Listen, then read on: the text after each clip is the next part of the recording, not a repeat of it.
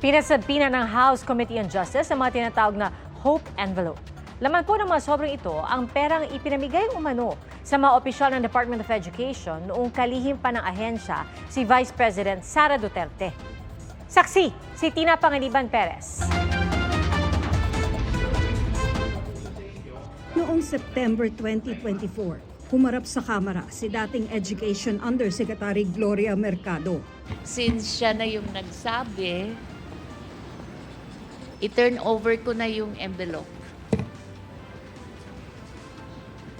The envelopes where the money was. So it's 9 envelopes. It says hope and the amount is there.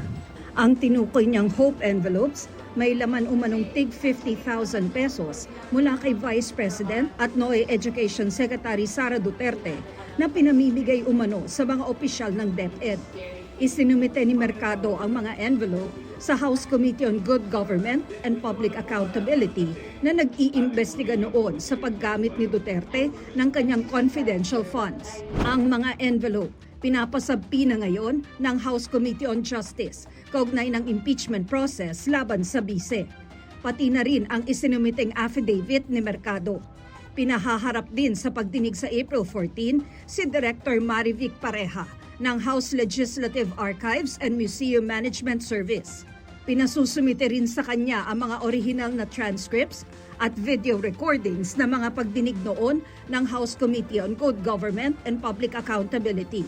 Hinihingan namin ng reaksyon si Vice President Duterte pero dati na niyang tinawag si Mercado na isa umanong disgruntled employee.